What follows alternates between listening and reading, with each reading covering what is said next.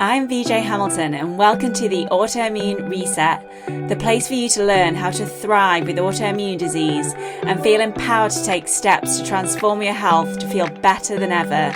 You can start making changes today to improve your health. So with every episode, my mission is to share with you simple ways to up-level your diet and lifestyle with key learnings from my own journey reversing autoimmune disease and inspirational stories from those who have reset their autoimmune symptoms and are now thriving in life. I suffered from autoimmune disease for over 25 years and now I live symptom-free, and I wish the same for you as well. So thank you for being here and sharing this time with me. Now let's get started.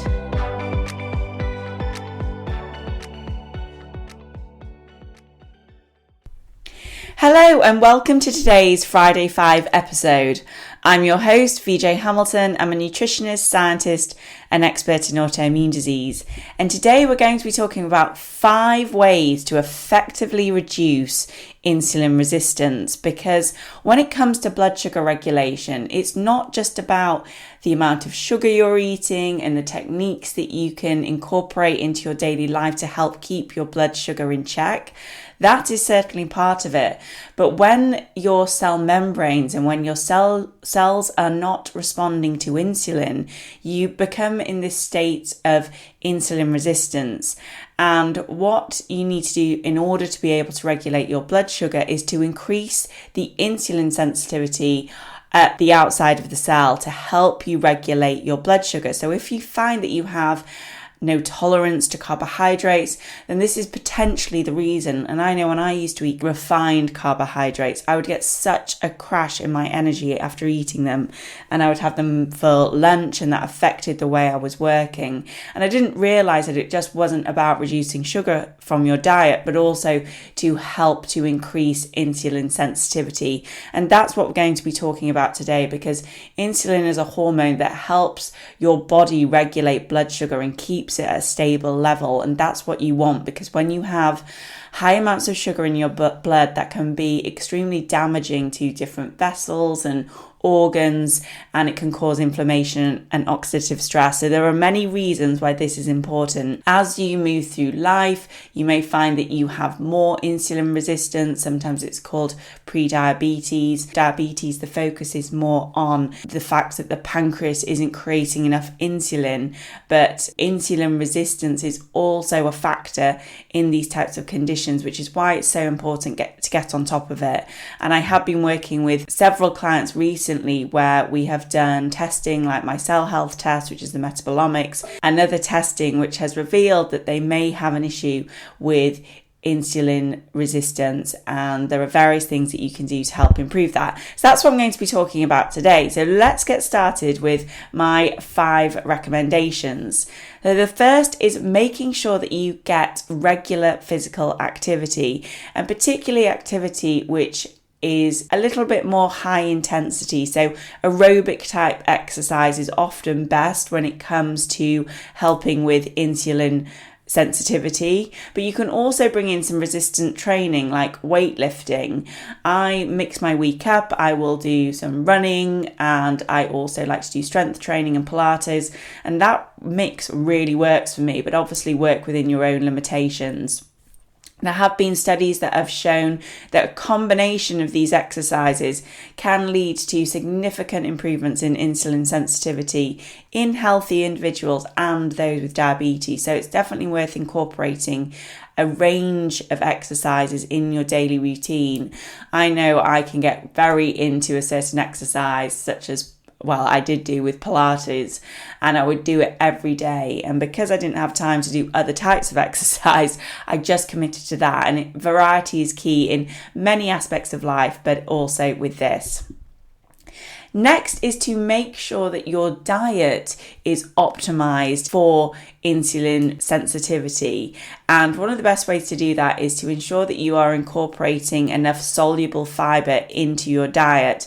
And that may include soluble fiber from oats or legumes, or if you are sensitive to those types of foods, then apples and flax seeds are a great way to get that soluble fiber in. One of the recommendations that I will often make is to incorporate stewed apples into your daily meals, not every meal, but at least once a day, and having a spoonful or 2 spoonfuls of stewed apples every day can be really helpful to bring in that extra fibre into your diet. And if you are making stewed apples, make sure that you keep the skin on, because that's where you release the pectin, and it can be a really rich source of fibre for you, and it's quite an easy way to start incorporating it as well. And high fibre diets have been shown to help with insulin sensitivity and also lower the risk of developing type 2 diabetes. So it's good to make sure that you're including enough of this type of fibre in your foods. But here are a few quick other tips when it comes to diet. Cinnamon tea has been shown to help improve insulin sensitivity and even lower blood sugar levels. So it's nice to have a cup of cinnamon tea after meals. Cinnamon contains a compound that actually mimics insulin and can increase the uptake of glucose by your cells. So it's a nice way to manipulate your own metabolism to help you regulate your blood sugar. And as I said, I like to have a tea after having a meal, but you can also sprinkle cinnamon on your foods. And also fennel seeds have not only been shown to help with digestive benefits, but they may have a role in improving insulin sensitivity as well, because they have been shown in a recent study to have anti-diabetic properties which may help to enhance insulin sensitivity. They also contain phytonutrients and antioxidants, so helping with oxidative stress, which is often a factor when your blood sugar is dysregulated. So you can either chew a teaspoon of fennel seeds after eating, or how I prefer to have it, brewed in a tea. The next recommendation I have for you is to incorporate those stress management strategies, because when you are in a state of chronic stress, it can completely create havoc with your insulin and your blood sugar regulation, because your body releases the stress hormone cortisol, and that hormone can increase your blood sugar levels and actually interfere with insulin's function. So it's important to incorporate lots of stress management practices throughout your day. And if you didn't catch my earlier Friday 5 on this subject, definitely have a listen to that, because it goes through the various ways that you can incorporate stress relieving techniques throughout your day, and that can just help lower your cortisol levels generally as well. But you can also start doing practices such as mindfulness meditations, deep breathing exercises, and yoga can really help to bring down that stress response.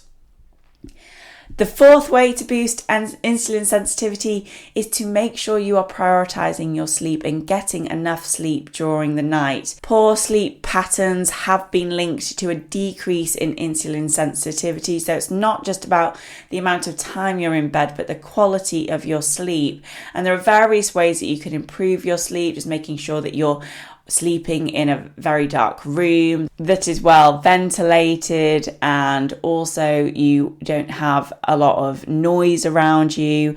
I always speak to my clients by taking their phones into their bedroom, because when you're looking at the blue lights at night, that can really affect you. And also just looking at your phone can increase your stress levels, and that's not what you need before bed.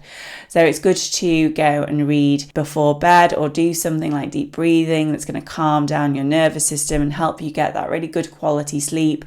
You can use a weighted blanket to help bring down your stress levels, and you don't have to sleep with it, but it can just help before going to sleep. And there are various nutrients like magnesium and L-theanine and other nutrients that you can bring in to help calm down your stress response, which can help with sleep. So there are various ways to improve the type of sleep you're getting as well, and making sure that you're getting more deep sleep, and that may help with insulin sensitivity. Ideally, you want to be aiming for about 7 to 9 hours of sleep per night, but it's going to be different for everyone. And creating a consistent bedtime routine can help your body to recognize when you are ready for sleep. And once you go through that routine on a weekly basis, your body's going to be more in tune to that, and you're going to go into a much deeper, more restful sleep every night. And I've been working on my sleep for years, and finally getting to a point where I have a routine in place. I take certain nutrients, and I feel like I'm really optimizing my sleep by doing that, even when I don't get the full 7 to 9 hours sleep in a night. And then next is intermittent fasting. And this isn't going to be for everyone, especially if you have dysregulated blood sugar at the moment. I would focus on those other 4 factors to start with, but they have shown that by having breaks from eating and incorporating intermittent fasting into your weekly routine can help to enhance insulin sensitivity and regulate blood sugar levels. But you have to be ready for it, because if you just go cold turkey and start doing 16-hour fasts, then there is a risk of having dizzy spells and other risks associated with that. So personally, I have found intermittent fasting has been extremely helpful for me. When I first started working on my health and had chronic fatigue syndrome, my blood sugar was all over the place, and it took a long time to be able to do long stretches of fasting, but I now find that I intuitively fast. If I feel like eating, I will eat. But for the most part, I'm able to extend my window to about 16 to 20 hours now. And that just works for me. I feel like I'm a lot more productive.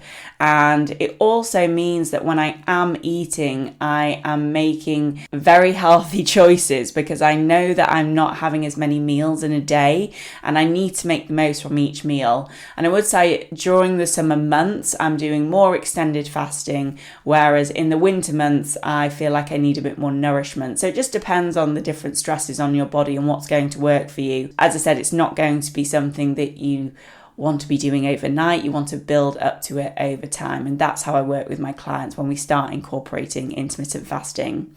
So there are the 5 ways to effectively reduce insulin resistance and increase insulin sensitivity at the cellular level, which can help with your energy. It can help bring down inflammation in the body, and over time, as you start incorporating these into your routine, you should find that symptoms associated with inflammation and blood sugar dysregulation should go down, and they can include things like migraines, skin rashes, fatigue, brain fog, lots of different ones. So getting this right can be transformational to your health. So I hope you found that helpful today. If you have any questions about that, then feel free to pop over to my Instagram account, which is at the Autoimmunity Nutritionist. You can also join my free group, the Autoimmune Forum, where I'm sharing lots of recommendations around autoimmune health, as well as healthy recipes and health tips. And it's just a great community of people who are learning to thrive with autoimmune disease. So I hope to see you over there. If not, have a fantastic weekend, and I'll speak to you soon. Thank you very much for joining me today on the Autoimmune Reset. I really hope you enjoyed the discussion, and be sure to subscribe to the podcast so that you never miss an episode. And if you liked it, I would hugely appreciate a review on iTunes, as it helps me understand what you like about the podcast and to help share the information with more people. I'm excited to speak to you next time, and remember, you have the power to take the reins on your health. So keep the faith and celebrate the small wins. Until next time.